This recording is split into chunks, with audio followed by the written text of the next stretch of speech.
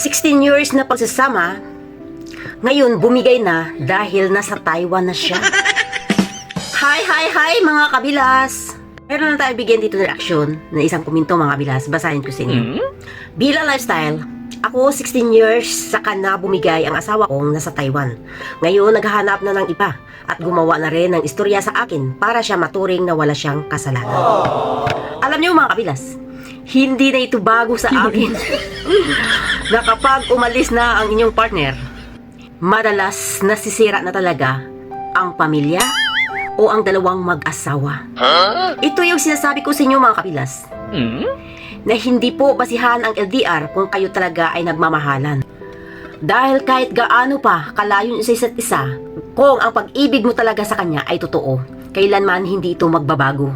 Kaso ang iba, kapag nakapag-abroad na, akala nila single na sila. Nakakalimutan nila na may asawa sila naghihintay sa Pilipinas at may pamilya siya. Kasi mostly kapag nasa abroad na sila, hindi na sila nakafocus sa mga asawa nila. Nakafocus na sila sa sarili nila. Hindi na sila nakafocus sa pamilya nila. Kesyo ko no, naboboring sila, naho-homesick sila, namimiss nila ang kanilang pamilya. So maghahanap sila ng kasiyahan sa iba. Kapag abroad ka, ano nga ba ang mostly na kasiyahan sa abroad? Yung magpapalipas oras ko na kasama ang barkada mo. Saan kayo magpapalipas oras? Minsan sa bar, sa inuman, sa kainan, sa landian. Pamili lang kayo kung saan dyan, kung bakit nawawala ng gana ang inyong asawa. Kapag nagpalipas oras ka sa inuman, malamang makakalimutan mo na may pamilya ka na. Lalong-lalo na kapag mayroon ka ng bagong kakilala.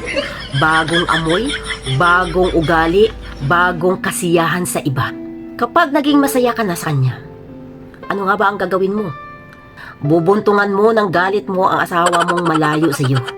Gagawaan mo ng istorya habang ikaw ay nagpapakasaya sa iba. Para sa ganon, hindi ikaw ang mapag-isipan na gumagawa ng kabalbalan. Ganyan ang mga taong nagluloko, ng gagago. Gagawaan nila ng issue ang asawa nila, kesyo ganito, ganon ang ginagawa doon. Para sa ganon, hindi niya maisip na nagluloko ka na dahil toxic na ang inyong pagsasama.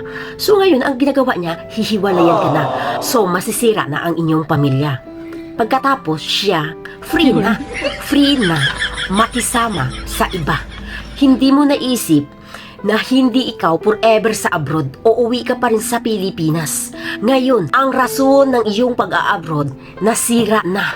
Kapalit ng dollar, wala ka nang mauwian na pamilya. Dahil habang ikaw ay nasa abroad, naglalandi ka, nagluloko ka. Ginagawa mong toxic ang inyong pagsasama ng iyong asawa. Nang sa ganon, maghiwalay kayong dalawa. Kaya ngayon, pag uwi mo ng Pilipinas, mag-isa ka na lang. Wala ka nang uuwian na pamilya. Dahil sa katangahan mong ginawa sa ibang bansa.